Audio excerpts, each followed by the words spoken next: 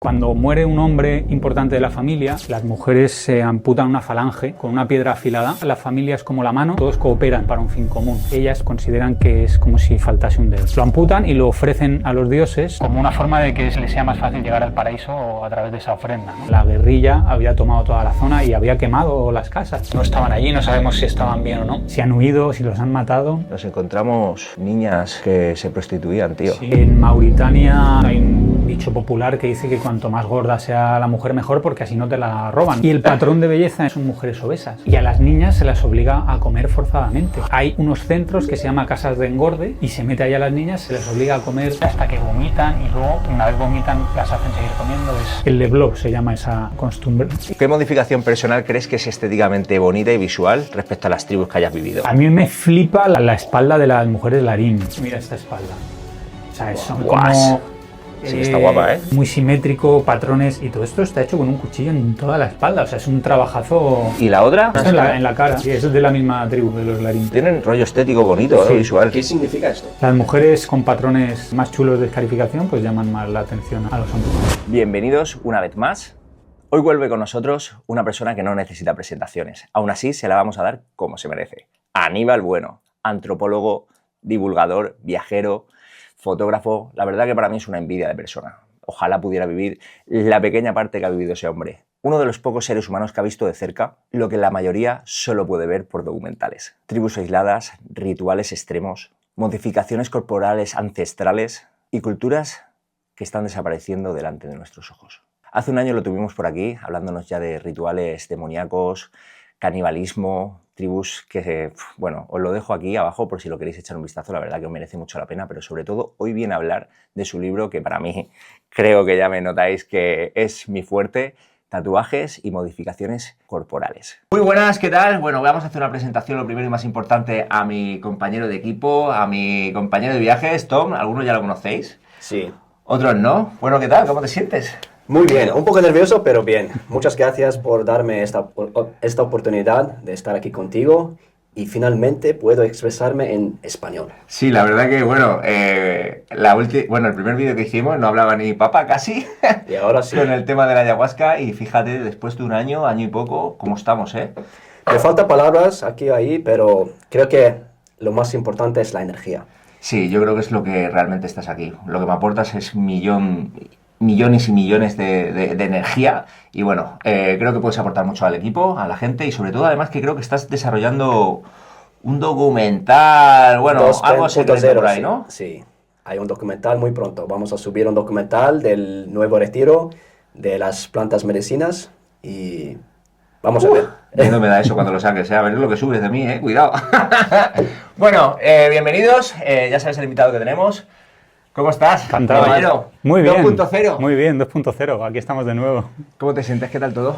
Muy bien, un añito y pico después, ¿no? Lo hablábamos fuera de cámara y muy bien, pues evolucionando como siempre, más viajes, más experiencias. Bueno, ¿qué has hecho de aquí hace un año? Porque ya hace un año flipé, pero bueno, no paro de cada vez que hablo contigo. Estoy en no sé dónde, 3 días sin móvil, lo siento, estoy no sé cuál. Pues nada, más de lo mismo. Estuve de nuevo en Papúa Occidental con Lethal, ahora he vuelto el mes pasado con mi mujer, organizando viajes a esa zona que nos fascina siempre. A África he vuelto, varios países de Asia Central y aquí para contar nuevas experiencias. Bueno, traes algo increíble, ¿no? ¿Puedo ver lo que tienes entre manos? Aquí lo tienes. Esto, espero que se ha movido. Está firmado. Sí. Qué maravilla. ¡Ole, tío! Me Guau, gusta increíble. esta imagen, ¿no? Sí. Sí. A ver, yo lo he visto ya un poco por encima y me ha parecido brutal, porque además ya estuvimos hablando respecto a un poquito de esto y wow, me parece curioso, pero sobre todo centrarnos en el tema, ¿no? A mí ya sabes que, bueno, en mi mundo el tema de modificaciones, tatuajes, es lo que yo realmente hago fuera de aquí. Y Sí. que me puedas mostrar un poco lo que todos no podemos tener el gusto de poder vivir sería increíble. ¿Cómo empezarías con todo esto? Claro, es que, bueno, cuando empecé a viajar y a recorrer tantos países de África, de Asia, de América, me di cuenta que todas las culturas tenían algún tipo de modificación corporal, tatuajes, escarificaciones, perforaciones, y empecé a investigar acerca de por qué, ¿no? Por qué el ser humano en todas partes decide cambiar su cuerpo, decide modificarlo, y es muy interesante entrar, digamos, en los motivos, en las narrativas que hay detrás de la modificación corporal, tanto en comunidades indígenas como en Occidente también, ¿no? Aquí que cada uno tiene, tú lo sabrás que te dedicas a ello, su razón, su motivo para hacerse un tatuaje. Yo tengo muchas preguntas porque la verdad me gustaría, no sé si se ha separado mucho de las raíces principales, cómo el ser humano al principio empezó a hacérselo y el porqué, y cómo nuestra cultura y nuestra especie de ahora lo desarrolla un poco separado a lo que venía a ser, ¿no? Sí. A ver, en el fondo las motivaciones más básicas son parecidas, porque es la búsqueda de identidad. Pero sí es cierto que se practica de forma muy diferente. En comunidades tradicionales, normalmente las marcas que se hacen en la piel suelen ser las mismas para toda la comunidad. Es algo identitario decir yo pertenezco a esta tribu. Sin embargo, en Occidente se tiende más a un diseño exclusivo, a ser una identidad más individualista, ¿no? Y de hecho, pues la gente ya no quiere el mismo tatuaje que otro, a no ser que sean una pareja, ¿no? Estos catálogos de diseños Los que antiguos, todo el ¿no? mundo tenía el mismo, eso a día de hoy la gente quiere un diseño para él, ¿no? Bueno, podríamos hablar de estilos, porque también en el mundo del tatu viviéndolo yo, hay peña que, por ejemplo, puede clasificar a la peña de Feel Line, de cosas pequeñitas, al old school, a si eres de blackout o eres de color, y como un poco va como por modas y sobre todo por como este es de mi rollo, este no es de mi rollo, ¿sabes? También. Va asociado a veces a una ideología, a un estilo musical o a...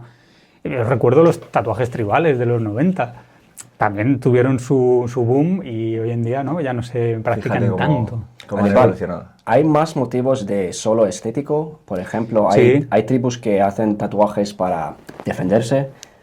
Yo en el libro he dividido los motivos en 4. El primero es la identidad, para identificarse con un colectivo, con una tribu, con una banda de rock, con algo que te identifica. De hecho, por ejemplo, los maoríes de Nueva Zelanda se tatuaban la cara y ese tatuaje era único para cada persona, de manera que les identificaba de forma inequívoca, y cuando empezaron, digamos, en una vida más occidentalizada a firmar documentos, lo que hacían era copiar el patrón que tenían en la cara, lo copiaban para firmar un papel. ¿Es números o es solo...? No, son líneas. Son líneas. Interesante. Entonces ese es el primer motivo. Hay un segundo motivo que es la espiritualidad o la religión. Muchas culturas piensan que si no llevas un determinado tatuaje, por ejemplo, las mujeres chin en Myanmar, ellos creen que si no se tatúan la cara no pueden acceder al paraíso.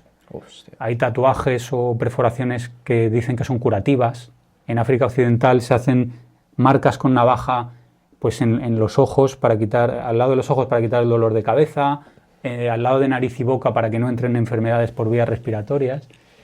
Hay un tercer motivo que sería el sometimiento o incluso la rebelión, que son complementarios. Los presos y los esclavos eran tatuados también para marcarlos, ¿no? Como forma de sometimiento.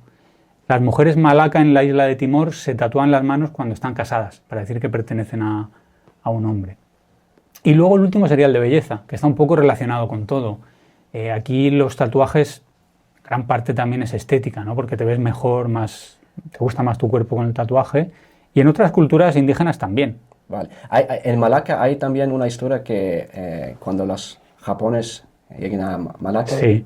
¿qué pasó? Claro, en la Segunda Guerra Mundial los japoneses ocuparon toda esa zona, en la isla de Timor. Sí. Y, como he dicho, las mujeres se tatuaban las manos para decir que estaban casadas. Pues los japoneses cometían violaciones entre las mujeres, pero respetaban a las que estaban tatuadas porque estaban casadas, ¿no? Y entonces muchas mujeres comenzaron a tatuarse las manos, aunque no estaban casadas, para evitar violaciones en esa época. Joder, se me están ocurriendo muchísimas preguntas, tío. La verdad que me estoy quedando aquí escuchando, me estoy quedando embobado, ¿sabes? Lo primero es importante. Cuando hablamos de, por ejemplo, has estado hablando de los tipos de maorís y los rostros, hay diferencias, ¿verdad?, entre las tribus. ¿Has estado por allí? Sí. ¿Qué podrías decir la diferencia entre los estilos? Porque me he dado cuenta que, por ejemplo, los maorís utilizan un desarrollo de dibujos y los tibetanos utilizan otros, Sí. así consecutivamente depende de los rasgos, ¿no? Y sobre todo, ¿cuándo es el momento de tatuarse la cara? Hay muchísimos estilos y, de hecho, en la zona de Oceanía hay una cosa muy curiosa, es que hay muchas islitas pequeñas, ¿no? Micronesia, con pequeñas islas, y cada una de esas islas históricamente ha tenido un estilo de tatuar diferente, con herramientas distintas, una elaboración de tinta diferente. incluso se han visto, ¿no?, cómo han influido unas técnicas en otras, en siglos anteriores, siglo XVII y XVIII, según había movimientos migratorios. Entonces podemos encontrar cientos de técnicas diferentes. Tatuaje, ¿no?, con el hand poking, sí, con pequeñas incisiones, otros que forman más como un corte y aplican la tinta en el corte. Hostias. Una especie de microescarificación donde ponen luego la tinta. Y materiales desde metales hasta espinas de pescado para tatuar, huesos humanos afilados también en algunas zonas. Y el momento de tatuarse depende de la simbología, ¿no? Muchos estaban asociados a ritos de iniciación. Cuando un hombre o una mujer pasaba a la edad adulta, pasaban por este rito de paso y se les marcaba el cuerpo. Cuando enviudan, cuando pierden a un familiar, o sea, hay muchos motivos, sobre todo en momentos clave de la vida. ¿Crees que tiene que ver con el tema de religiones? Sí, a veces sí. A veces sí. Hay, por ejemplo, ya lo comentamos la otra vez, ¿no?, las mujeres, Dani, que se amputan los dedos en Papúa Nueva Guinea. Sí, lo he introducido así muy... pero ¿por qué? Eso en los funerales. Los funerales, cuando muere un hombre importante de la familia, las mujeres se amputan una falange con una piedra afilada, y esto lo hacen porque para ellos hay una metáfora: la familia es como la mano, porque cada dedo, cada miembro de la familia es diferente, pues unos más gordos, más delgados, más altos, más bajos, pero todos cooperan para un fin común. Y cuando fallece un hombre de la familia, ellas pues consideran que es como si faltase un dedo. Lo amputan y lo ofrecen a los dioses, normalmente lo entierran con el difunto o lo incineran, como una forma de que les sea más fácil llegar al paraíso a través de esa ofrenda, ¿no? Claro, las mujeres mayores, cuando se le ha muerto pues su padre, su tío, su marido, su hijo mayor, pues al final ya no tienen dedos, y tú las ves que van sin dedos por la calle. ¿Vas a ofrecer tu dedo para mí cuando yo...? Bueno, pero tengo que pensar, todavía no te vas a ganar mi dedito, Oye, una pregunta, ¿se los cortan ellas mismas? No, normalmente se lo cortan un varón allegado. Lo que hacen es atar el dedo para cortar el riego sanguíneo durante varias horas. Cuando ya pues hay poco flujo de sangre, con una piedra afilada lo machacan y luego se ponen unas hierbas cicatrizantes. Perdona que te corte, ¿esa es la modificación corporal más hardcore que has podido ver hasta ahora? Yo creo que sí. Yo creo que sí, porque... ¿Has visto esto? No he visto cómo lo hacían, vale, porque ahora está prohibido por el gobierno, pero he visto a las mujeres sin dedos. Y hemos hablado con ellas para tratar de entender, ¿no? Porque para nosotros es muy difícil comprender cómo alguien es capaz de renunciar a los dedos de la mano, ¿no?, por una creencia espiritual. Luego, hemos visto otras también muy hardcore, ¿no? Los platos labiales de 40 centímetros son muy potentes. ¿Eso también. lo tienes recogido aquí? Sí. Tengo varias fotografías en color también en las páginas centrales con platos labiales enormes. ¿Cuál es la modificación corporal que crees que es más injusta? Yo tengo una muy en la mente. Pues está clarísimo, la ablación para mí. No sé, la amputación del clítoris a una mujer, aparte de que la privas durante toda su vida del placer sexual, ¿no? Conlleva muchas complicaciones. Es decir, esa mujer puede morir desangrada, hay muchos problemas. Y luego hay varios tipos de ablación. Hay algunos que incluyen incluso el cosido de la vagina para que la mujer no pueda tener relaciones. ¿Dónde hacen esto? Esto en Somalia. En Somalia, por ejemplo, se hace. Yo tengo una historia muy hardcore, no sé si te la conté en su día, pero para mí me pareció bastante injusta. A los niños de Egipto, que son cristianos, los tienen en barrios encerrados solo para cristianos, y desde que nacen les tatúan las manos con cruces. Para marcarlos como... Me sorprendió mucho porque, claro, yo estaba por allí andando y digo, hostias, una iglesia en Egipto, vamos a verla. Entramos al barrio, todo separado con metralladoras entre unos y otros, y vienen niños a saludarte, te empiezan a tocar y ven las manos y tatuadas cruces. Y es como, joder, tío, ¿por qué haces eso a los críos? O sea, están pequeñitos, con 2, 3, 4 añitos, con las manos tatuadas, y dices, hostias. El tema de los niños es polémico, porque tú cuando aplicas una modificación corporal a un niño, él no está decidiendo esto, ¿no? O sea, ha habido épocas donde se ha castrado a niños. En muchas comunidades indígenas se les hacen modificaciones corporales de niños, escarificaciones faciales, incluso se les liman los dientes o se les estirpan algunos dientes como seña identitaria. También hay que decir que algunos países del norte de Europa ven como una aberración lo que hacemos aquí de perforar la oreja a las niñas recién nacidas, ¿eh? O sea, también la cultura normaliza algunas cosas. Claro, lo que nosotros pensamos que es normal, allí Sí. es todo lo contrario, ¿no? Sí, sí. Increíble. He tenido conversaciones que dicen, pero ¿por qué en España se le hace un agujero a las niñas que acaban de nacer si no pueden decidir si quieren o no perforarse la oreja? Por estética. Y... Sí, bueno, es un marcador de género, ¿no? Tú sabes que es una niña porque lleva pendientes.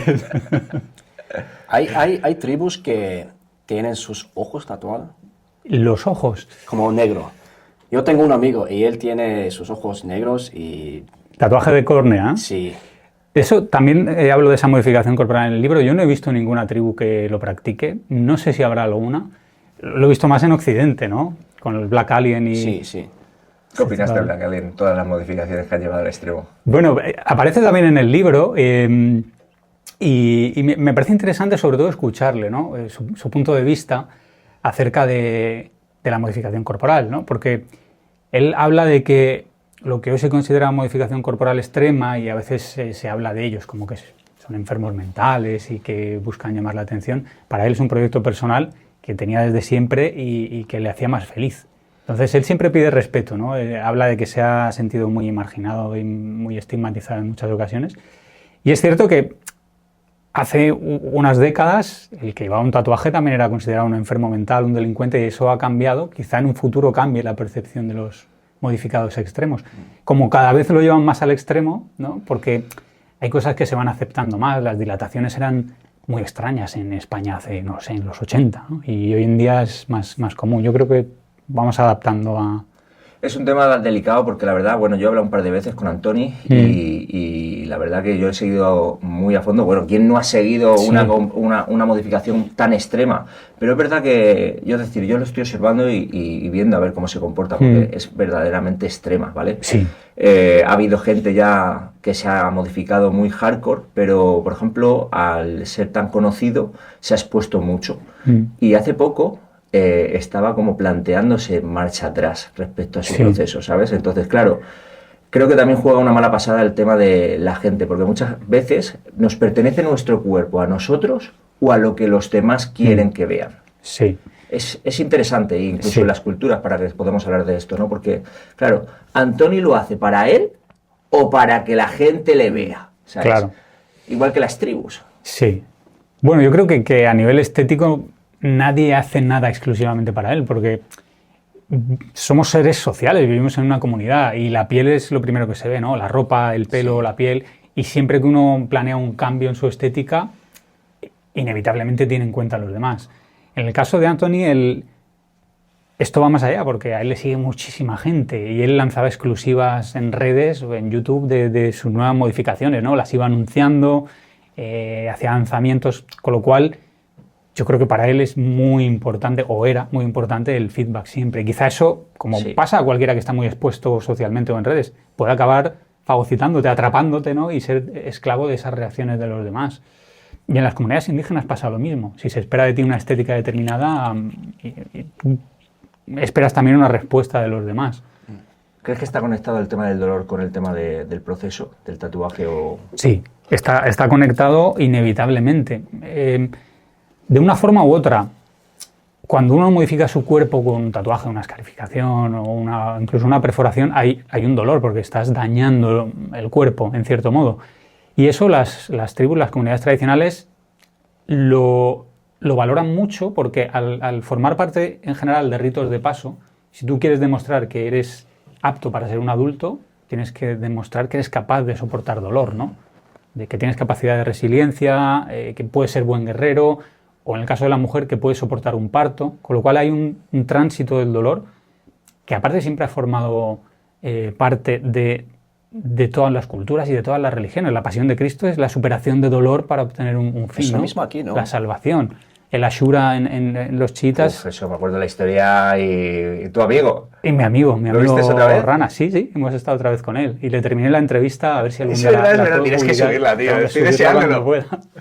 Pues ahí también hay dolor para para conseguir algo, ¿no? Yo creo que sí, que tiene conexión porque incluso hoy en día nosotros mismos, cuando nos tatuamos, mucha gente dice, no tengo ganas de pasarlo mal, no tengo ganas, pero es un proceso y casi la mayoría cuando se va a tatuar, si no es coleccionista o tal, es un proceso, te pasa algo y necesitas dolor, autofustigarte para poder soltarlo. Y es un poco así, pero... Es una catarsis, o sea, muere un antiguo yo y nace un nuevo yo, pues que es diferente, porque tiene un tatuaje nuevo o algo nuevo en su cuerpo. Y se busca ese cambio interno también. ¿Tú has probado algo como modificación corporal extremo o solo tatuajes? No, bueno, solo tatuajes, piercings. Me lo planteé, hubo un viaje que estuve a punto de hacer una escarificación. Dios, si no lo hiciste, no lo hice. Te digo porque... ¿Algún ritual? Porque dime... ¿me preguntas por qué? Sí. Pues iba con Lethal Crisis, fue el primer viaje que hicimos juntos, y íbamos a una tribu en Benín, y o sea, la idea era tatuarnos, o sea, escarificarnos los dos, ¿no? Primero lo hacía él, yo le estaba grabando, y luego al revés. Llegamos y allí la que hacía las escarificaciones era una anciana, que era pues la tradición, ¿no? Que lo hiciese ella, y tenía unas navajas muy antiguas, oxidadas, hechas polvo. Claro. Y Lucía, mi pareja, que es enfermera, que venía conmigo, me dijo, no os podéis escarificar con esto. Total, que al final lo que hicimos fue mandar a alguien a comprar alcohol y meter las navajitas en alcohol un tiempo para evitar, ¿no?, en todo lo posible. El caso es que Rubén empezó a escarificarse, un montón de sangre saliendo, vi su cara así como un poco pálida, sufriendo, y dije, no. Tenías que haber sido el primero, tío, si no... Yo le grabo, pero yo... Aníbal, hablamos de tatuajes, modificación corporales.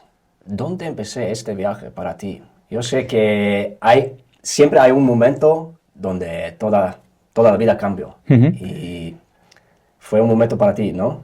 ¿El momento de dedicarme a los viajes o a la modificación corporal? Todo. Bueno, son dos historias diferentes. Claro. Sí. En el caso de la modificación corporal, a ver, yo crecí en una familia donde mi padre era muy estricto, ¿no? Y la época de la preadolescencia, la adolescencia, yo trataba de escapar de esa jaula. Entonces, yo siempre dije que me quería hacer tatuajes, me quería hacer piercing, como un acto de rebeldía, supongo. Y mi padre me dijo, hasta que no seas mayor de edad, tú no tocas tu cuerpo o te vas de esta casa. Entonces, el mismo día que cumplí 18 años, pues abrí ya una ventana, empecé a perforarme, a tatuarme. De hecho, en los agradecimientos del libro lo menciono, que se lo digo a mi madre porque fue la que me acompañó justo el día que cumplí los 18 años a hacerme la primera perforación, ¿no? Y bueno, a partir de ahí, pues ha sido para mí una forma de ir definiendo mi identidad, ¿no?, con las modificaciones corporales. El tema de los viajes surgió más adelante. Trabajando yo en la Universidad de Málaga, pues me surgió la oportunidad de un viaje a Camerún. Estaba yo en un momento de bajón emocional y una amiga en Facebook puso, ¿alguien se viene a Camerún? Y sin pensar, dije yo no tenía ni idea de que había en Camerún ni nada, pero eso me hizo darme cuenta de que el mundo era mucho más amplio a nivel de formas de ver la vida, de cosmovisiones, de estilos de pensar sobre las cosas, y dije, bueno, a partir de hoy quiero dedicarme a esto. La verdad que yo soy una persona que si no hubiera sido tatuador sería Aníbal Bueno. Sí, estás a tiempo. Estoy a tiempo, lo intento. Ya sabes que yo viajo todo lo que puedo. Antes de ser papá viajaba muchísimo. Gracias a Dios tengo una aplicación y creo que tengo el 22% del planeta recorrido. Eso es un cachito bastante guapo. Pero aún así me falta muchísimo. Y también, claro, con el trabajo, los sueños, el podcast, todo es muy complicado. Pero bueno, quién sabe en el futuro lo que me espera. Vamos a hablar un poco del tema de los tribus, si te parece, y nos hablas un poco de las modificaciones corporales. Yo, por ejemplo, ahora creo que conociste una tribu que se hacía líneas, ¿es posible? Sí, bueno, hay varias que se hacen líneas. Están los hombres cocodrilo en Papúa Nueva Guinea, que se imitan las escamas del cocodrilo. Wow. Se hacen todo el cuerpo con navaja a forma de escama. Porque para ellos el cocodrilo es un animal sagrado. Viven al lado de un río que está lleno de cocodrilos y cocodrilos que se comen a miembros de la tribu. Cuando estuve allí me hice una entrevista a una pareja que su hijo se lo había comido un cocodrilo una semana antes. Y me contaban pues cómo habían recuperado únicamente un trozo del brazo, que sabían que era él porque llevaba un tatuaje precisamente. Y entonces, claro, para ellos los cocodrilos son la muerte, son la vida, porque también los cazan para comérselos y son semidioses. Y ellos tratan de imitarlos, haciéndose todo el cuerpo con esas escamas. ¿Esto fue en Papúa Guinea? Sí, en Papúa Nueva Guinea. Y luego hay, por ejemplo, en la zona fronteriza entre Etiopía y Sudán, Hay otra comunidad que se hacen líneas con cuchillos y se hacen una línea por cada enemigo que hayan matado. Son los Ñangatón. Hostias, te iba a preguntar justo exactamente que hay muchas tribus que se hacen muchas cosas muy parecidas, Sí. pero que no tienen nada que ver unas con otras, ni siquiera se conocerán. Claro. Ahora quizás sí, pero llevan haciéndola mucho tiempo atrás y sus modificaciones igual siguen siendo muy parecidas o... Sí, sí, sí. Hay modificaciones muy parecidas que a veces tienen el mismo significado en tribus que están muy separadas. Y hay otras que son muy parecidas pero significan cosas completamente distintas. Los Ñangatón, cada línea marcada en el cuerpo es un enemigo abatido. O los Kalinga en Filipinas, que se hacen como una cota de malla de guerrero en todo el pecho y los hombros, eran conocidos como los cazadores de cabezas y solo podían optar a hacerse ese tatuaje cuando volvían al poblado con cabezas de enemigos. Solo los guerreros que traían cabezas se tatuaban esa cota de malla. ¿Qué ritual te ha producido un poco de rechazo? Bueno, ha habido muchos. Producen rechazo sobre todo... ¿Visualmente o claro. rollo decir, no lo hagas? Que implique modificación No corporal. sé, es que claro, tienes que tener Claro, tantos... creo que ya comentamos el de las hienas. Ese me parecía bastante heavy cuando ponían a los bebés junto a las hienas. Guau. Eso- Sí que me acuerdo, tío. Eso era muy duro, pero en general cuando hay un niño que lo ves en una situación, por ejemplo en Sudán del Sur, cuando ves a un niño que le están rajando la frente, un niño de 6 o 7 años, con una navaja que está tumbado en el suelo y le están haciendo marcas, todo lleno de sangre, el pobre chaval mirando, no sé, porque le ha tocado, ¿no? Pero con cara de miedo, de no saber qué está pasando, pues es complicado. Sí, es igual que como cuando las espadas estas que me contaste, Sí. que los niños también Con lo la tienen que sura. hacer a veces y decías, joder, tío, ¿qué haces? Esa es también una historia Sí. que nos contaste, que por cierto, si queréis ver un podcast potente, ahí os lo dejo, ahí la dejamos. Claro, o sea, ver a hombres adultos acuchillándose la espalda es heavy, pero cuando ves a niños que les obligan, la cultura les obliga o el padre les obliga y se están haciendo daño a su propio cuerpo, pues es diferente, sí. ¿Hay algo que nunca has contado en un podcast diferente que puedes contar aquí? Pues no sé, algo que nunca haya contado en un podcast. Seguro que hay cosas que no he contado. Algo extremo. Es que las cosas Claro, más yo creo que he extremas... hablado muchas cosas. Es que, claro, todo es casi extremo, porque, claro, le estás pidiendo todo el rato extremo. Todos los extremos son muy Queremos complicados. sangre, tío. Pues a ver, no sé si hemos contado... En Afganistán, por ejemplo, ha habido situaciones muy complicadas y nos colamos en una escuela clandestina, porque ahí las mujeres tienen prohibido la educación. Y Sí. nos colamos en una escuela clandestina donde había mujeres estudiando. Fuimos también a un taller de arte donde había pintoras, mujeres haciendo cuadros, que está prohibido también, y tenían todas las obras bajo llave. Y además eran pinturas muy chulas porque eran como burkas ardiendo, muy reivindicativas. Y compramos varias de esas pinturas de manera ilegal, bajo manga, y hemos estado en contacto con ellas. Muchas de ellas han tenido que huir a otros países y Wow. Son situaciones complicadas. Lucía sobre todo habla con ellas, de vez en cuando enviamos algo de dinero o tratamos de colaborar de alguna manera. Bueno, quizás no es una historia muy potente, pero creo que nunca hemos hablado de esa red underground de mujeres que siguen luchando y haciendo lo que se les prohíbe en esa cultura, ¿no? Como es la de Afganistán ahora mismo. Buah, qué increíble, la verdad. ¿Y se pueden contactar con ellas todavía? Sí, aún tenemos el contacto, creo que de una de ellas. ¿Qué te iba a decir? ¿Qué diferencia hay entre tatuarse los brazos y las caras? Pues hay una diferencia fundamental. Estoy viendo que, por ejemplo, aquí en el libro, este tipo tiene lo mismo que los cocodrilos, pero Sí. en el rostro. Exacto. ¿Tiene que ver con la misma tribu o son otra...? No, eso es Sudán del Sur, eso es una mujer de Sudán del Sur y eso es identidad tribal. La tribu Yie se identifica por esos puntitos hechos con la punta de un cuchillo en la cara. La diferencia entre tatuarse el brazo y la cara es fundamental porque ya hay un estudio de Darwin de 1872 que dio fruto a un libro que se llama La expresión emocional de los hombres y los animales, que habla de que nosotros, los primates, sobre todo, nos comunicamos con la cara. Tú sabes si alguien está triste, contento, todas las emociones las expresamos con la cara. Entonces, para nosotros, la parte del cuerpo que más comunica es la cara. Si desbloqueamos el móvil con la cara, Claro. incluso podemos hacer transferencias de miles de euros solo con nuestra cara. O sea, es la parte más importante de nosotros. Por lo tanto, un tatuaje en la cara va a modificar mucho más el mensaje que transmitimos a los demás. Sobre todo cuanto más ostentoso sea, etc. Y aquí hay un capítulo en el que hablo de personas que sobre todo por ataques de ácido, por cualquier cosa que han acabado con su rostro desfigurado, ¿no? Y cómo eso ha afectado a su identidad. Hay un fotógrafo, Javier Sánchez Monje, que ha trabajado investigando y haciendo documentales de personas con desfiguraciones faciales por temas de ataques con ácido en Asia. En Asia. En Asia, sí, sobre todo en Bangladesh, en Camboya también, y que me ha cedido algunas fotos para el libro.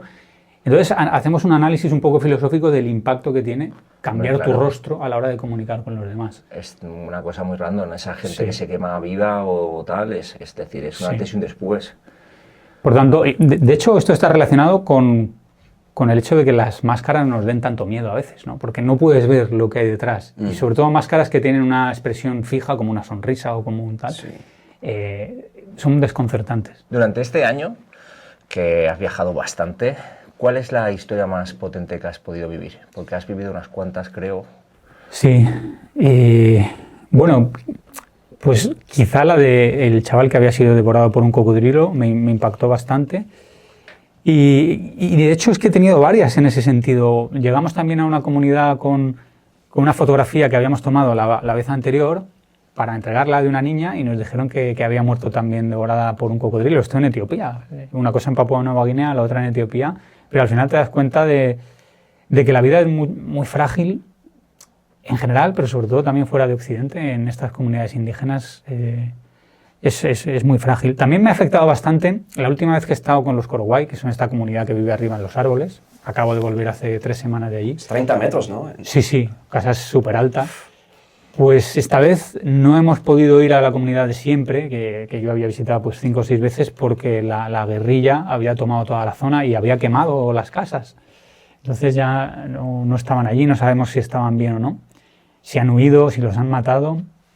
Y todo esto nos enteramos una semana antes de empezar el viaje. Tuvimos que cambiar toda la ruta. Y es duro no saber si estas personas con las que he pasado tantas veces ahí en la selva están vivas o no. Es un tema delicado, ¿eh? Sí. Mira, quiero sacarte porque este año yo iba a ir a África, pero claro, viviendo la movida como se está pasando ahora con el tema de los cristianos, ¿sabes? La matanza que está habiendo en, ¿cómo se llama el país este? Justo además. Nigeria, sí. Es impresionante. Pero bueno, ahí realmente no está siendo contra los cristianos, está siendo, o sea, hay matanzas en general, mueren cristianos, mueren musulmanes, pero el problema en Nigeria es el norte, al sur puedes ir. De hecho, nosotros tenemos viajes organizados ahora allí. Yo estuve en el norte también. Es cierto que el norte es bastante peligroso, todo depende. Si vas a la región norte, ahí puedes sufrir una matanza, seas de la religión que seas. Si luego entras en zonas de Boko Haram, eso ya es otro tema.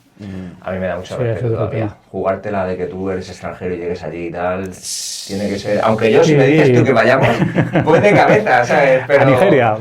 No sé, hay países quizá en los que he estado y he ido incluso varias veces, pero ahora no volvería. No sé si me hago mayor o digo, bueno, como ya he estado, ¿para qué voy a tomar el riesgo, ¿no? Por ejemplo, Somalia. Somalia estuve el año pasado y quizá no volvería, porque percibes peligro en el ambiente en algunas zonas y dices, bueno, ya lo conozco. ¿Has visto ¿para qué voy a volver ahí? piratas somalias? No. ¿No? A ver, pero seguro hay... En toda esa zona es una zona de muchísima piratería. Lo que pasa es que, claro, para ver piratas tienes que echarte al mar y es muy peligroso. Que luego los piratas no van con un parche en el ojo, ¿sabes? No, van con Kalashnikov. Van con Kalashnikov. Que luego allí ves y puede ser cualquiera pirata. Tú piensas que allí el dinero, es decir, te pagan, tú vas y lo que sea. Y encima, si luego encima sacas Sí. pasta, hay que tener mucho cuidado en África, no es fácil. Y luego incluso ahora nosotros estamos pendientes de un viaje a ver si sale para volver con él, ir a un orfanato, poder ayudar a los niños. Y bueno, con el tema de los tatuajes y todo eso que tú ya sabes, poder desarrollar eso. Pero es que hay que tener mucho cuidado cómo vas, de qué manera, a quién dejas el dinero y tal. Y si no tienes un padrino o alguien que te pueda aportar, te pueden estafar. Yo los viajes, por ejemplo, he ido a... Mira, hay una historia súper brutal. Cuando fuimos a Gambia, claro, ponían un orfanato en una ubicación de Google, ¿vale? Y nosotros fuimos y allí no había ni Dios. Y de repente el tipo que habíamos hablado, sí, un momento, sí, espera, empezó a llamar a niños del pueblo y se lo llevó para allá. Sí, mira, son los niños del orfanato. Y yo... ¿Te montaban un orfanato en el En un momento? momentito, claro, lo tenían así puesto como tal. Y claro, en ese momento el tío, sí, dame. Y dices, no te lo damos. Cogimos a los niños y poco a poco se los damos a cada uno un poquito, ¿sabes? Sí. Porque luego incluso también si le das dinero al niño, quizás hasta se lo quita el tipo, ¿sabes? Hay que ir con cuidado. Sí. Hay muchas mafias por todos lados. Yo recuerdo la primera vez que fui a Etiopía que había niños pidiendo libros para el cole. Claro, tú dices, en vez de darle el dinero, le compro el libro. Y estaban compinchados con el señor de la librería. Estaban pidiendo libros, tú ibas, le comprabas el libro y cuando te despistabas, el libro lo volvían a dejar en la librería. Aníbal, por ejemplo, cuando tú estás en estas zonas, ¿cómo hablas con la gente? Por ejemplo, los tribus. ¿Tienes un traductor? Sí. Sí, siempre viajamos con traductor, porque la mayoría de tribus no hablan inglés, ni francés, ni español. Entonces necesitas un traductor de inglés normalmente al idioma local, para poder enterarte de algo de lo que pasa allí. ¿No puedes utilizar el teléfono ahora mismo? Es que los idiomas tribales no están en el translator, claro. O sea, no sirve tampoco. Tengo una historia muy turbia que viví en Guinea-Bissau. Ajá. Es una comunidad portuguesa en África, que es la primera vez que supe que hablaban portugués en África, y es como brasileños. Y dices, hostia, estoy en África, es muy extraño, ¿no? Sí. Y claro, en Guinea-Bissau para entrar tienes que pedir un ¿Un visado? Un visado y no es tan fácil. El año que yo entré creo que habían entrado 500 y pico personas en un año, es decir, es muy poco, es relativamente poco. Entramos al país y lo mismo, fuimos hacia un orfanato. Solo hay 3 ciudades en todo el país y no hay carreteras. Tienes que andar por selva, tierra, que conoces, Sí, ¿no? sí. Lo que te estoy comentando. Pistas de barro. Pistas de barro y bueno, todo muy hardcore. Y en especial encontramos un pueblecito, y aquí viene la historia turbia. Nosotros pues de camino pues vamos comprando agua, víveres y donde se puede un poco de cerveza, porque bueno, es lo único que te puedes llevar un poco así mientras que pasas horas y horas dentro del coche, tomarte un par de cervezas, ¿vale? Pues sí, nos encontramos niñas que se prostituían, tío. Sí.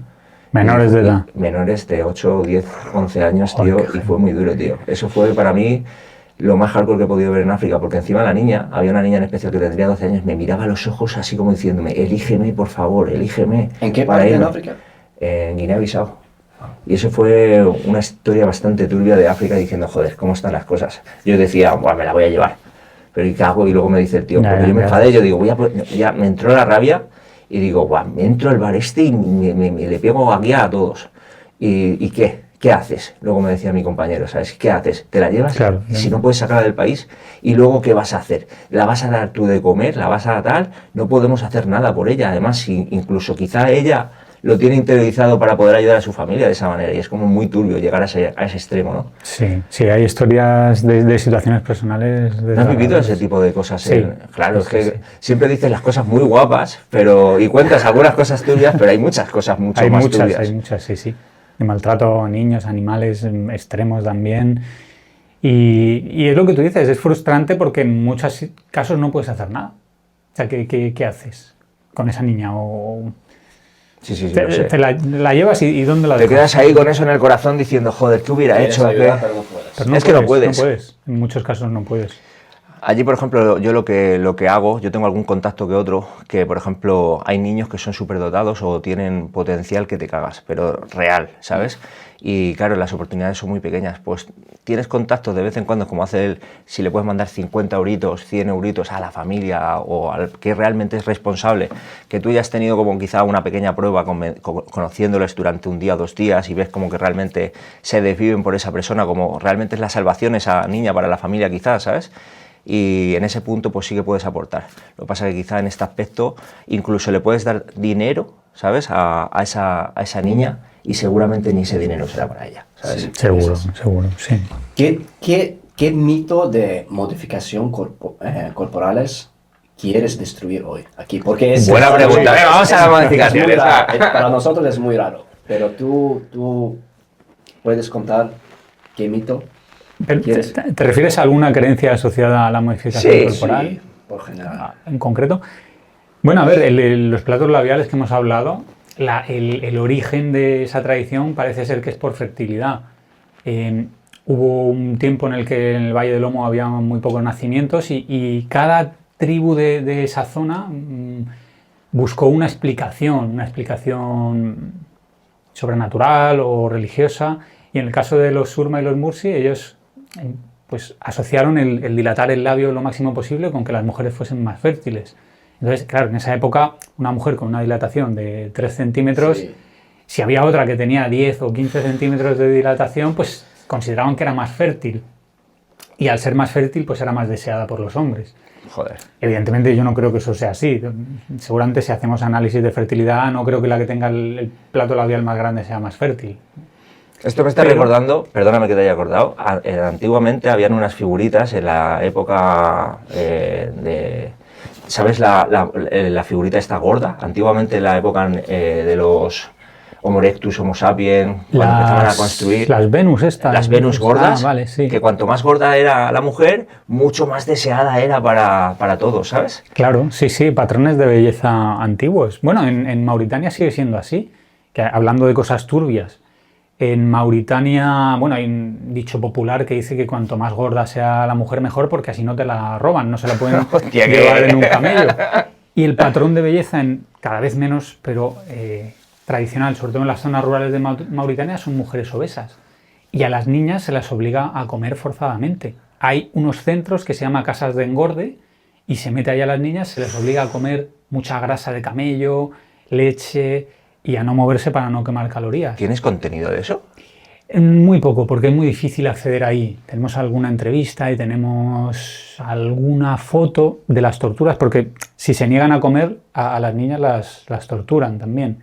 Lucía está investigando sobre eso, que está preparando también un libro de la situación de la mujer en diferentes partes, y las obligan a comer hasta que vomitan, y luego, si una vez vomitan, las hacen seguir comiendo. Es el lebló, se llama esa costumbre. Y bueno, en ciudades ya no se practica, ¿no? Hay varias ONGs tratando de frenar esto, pero es muy heavy. Venga, vamos a sacar cosas positivas, tío, porque me estoy deprimiendo, tío, hablando de putas mierdas, tío, solo.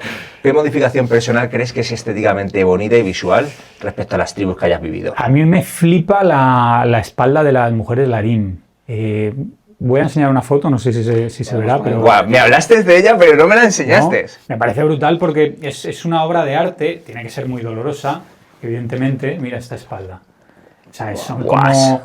Sí, está guapa, ¿eh? No sé, muy simétrico, patrones, y todo esto está hecho con un cuchillo en toda la espalda. O sea, es un trabajazo por parte de quien lo sufre de dolor y por parte del escarificador. Sí. Increíble. ¿Y la otra? También tiene unas... Esto en la cara, sí, es de la misma tribu, de los larín. Sí, pero tienen rollo estético bonito, Sí. visual. ¿Qué significa esto? Esto es simplemente por belleza. Belleza. Las mujeres con patrones más chulos de escarificación pues llaman más la atención a los hombres. También es lo que he comentado antes, pues demuestran que son capaces de soportar dolor para partos complicados, etc. ¿Qué te da más miedo? ¿Modificación físico o psicológico? Yo creo que es psicológico. buena. Esa pregunta es muy buena. Sí, yo creo que es psicológico. No, una modificación física al final es un momento de dolor que pasas. Es verdad que cambia tu estética, pero al final, una modificación mental puede ser más chunga, ¿no? Es difícil incluso de salir de ella, ¿sabes? Claro, Sí, claro. claro. Una modificación mental la vivimos constantemente. Es más, creo que gracias a eso el humano evoluciona, incluso nosotros mismos. ¿Tú qué aprendes? ¿De las cosas buenas o de las cosas malas? De las malas. De las sobre todo. malas, es que ni de las buenas dices, ¡guau! Bien, pero ya está, quieres uno más. Pero de las malas es cuando te retuerces y realmente dices, ¡guau! Ahora sí, no quiero más esta mierda. Sí. ¿Cuál es bueno, ya escúchame, ya llevamos un buen rato, ¿sabes? La mayor lección que te ha podido dar el tema de los viajes, todo esto, las tribus, tatuajes, todo lo que has aprendido. Pues me ha dado muchas lecciones, sobre todo yo creo que a relativizar un poco, ¿no? Y a no juzgar tanto, no tener tantos prejuicios. El conocer gente... Claro, aquí a lo mejor, sobre todo las generaciones mayores, ven a alguien con la cara tatuada, es un delincuente, no sé qué, tal. El ver tanto tipo de modificaciones, mujeres sin dedos, gente con la cara llena de cortes, y ver que evidentemente pues son gente normal, ¿no? Buena gente o mala gente a veces, ¿no? Pero igual que en cualquier parte, el conocer personas de todas las religiones, judíos, cristianos, ateos, musulmanes y ver que la mayoría es gente de puta madre, pues eso me ha hecho abrirme mucho y luego ver todas las diferentes formas de ver el mundo. La Van Gogh, la tatuadora esta Kalinga de 109 años, que tiene todo el cuerpo tatuado, no sé si la conocéis, hay fotos aquí también de ella. Cuando estuvimos allí, ella se quejaba de que las nuevas generaciones se estaban echando a perder porque ya no se tatuaban. Y en mi mente me venían las palabras de mi abuela que decía lo contrario, ¿no? Sí. Entonces te das cuenta de las diferentes perspectivas que hay de ver lo mismo y al final creo que uno se vuelve más tolerante, más empático en todo esto. Es impresionante lo que te da viajar. Sí, es brutal, cómo te abre la Mi mente. padre muchas veces me dice, ¿para qué te vas? ¿Qué tal? Y digo, papá, no sabes, es decir, es lo que único me voy a morir y me voy a llevar. Ni la ropa, ni tal. Bueno, los tatuajes quizá de por sí, pero la experiencia, esa historia, el poder contar con alguien que realmente pueda disfrutar la historia que te voy a contar que he vivido, eso es oro. Sí. Por eso te envidio tanto, tío, te envidio muchísimo. ¿Sabes? Sí, la verdad ¿Prefieres viajar, estar como una nómada digital o estar aquí en España con rutinas? A ver, esta pregunta te habría contestado diferente hace unos años, ahora, Claro, porque claro. uno va cambiando. Pero ahora mismo. Ahora mismo yo creo que no podría estar en una rutina, pero quizá me costaría volver a, como he estado ahora 5 años sin volver a España, porque eso también es agotador. Entonces quizá va por fases. Ahora estoy en una fase de no dejar de viajar, pero poder estar aquí para escribir libros, para venir a hablar con vosotros, para asentar todo lo que he vivido, descansar un poquito y volver con energías renovadas. Y sobre todo también lo que me hablabas, tu mujer. Tienes a una mujer que gracias a Dios también estáis súper unidos y estáis en lo mismo, que eso digo, guau, ojalá que tengamos una chica así algún día, ¿sabes? Pues sí, es un privilegio. Yo no podría haber hecho esto. Los últimos 5 años han sido viajando con ella. Qué bueno. Más de 70 países, o sea, increíble.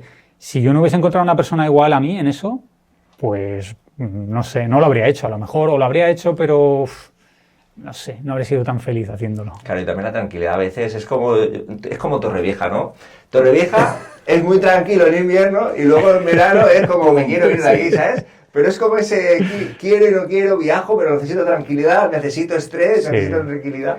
Pero necesito tranquilidad por muchos aspectos, por ver a la familia, por llevar una rutina de entrenamiento. De viaje no puedo, pero porque estoy trabajando y pierdo mucho el estado físico. Cuando vuelvo lo recupero, entonces necesito un poquito.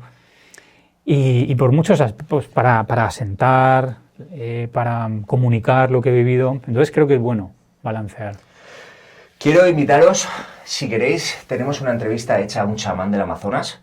Una entrevista bastante potente que creo que va a romper la cabeza. Solo os voy a decir una cosa, desde los 2 años y medio lleva tomando ayahuasca, así que os la dejo aquí al final. Muchísimas gracias, por haber venido otra vez, por haberme traído el libro. Esto ha sido lo que más me ha gustado. Te lo prestaré, tranquilo. Muchas gracias. Y bueno, nos veremos muy pronto. Sí. Y además, si sale bien, el año que viene nos vamos juntos a hacer un buen documental, una buena historia, así que atentos. Tom, Muchas gracias, Aníbal. A vosotros, igualmente. Michael. nos vemos en el próximo capítulo. Gracias. Chao.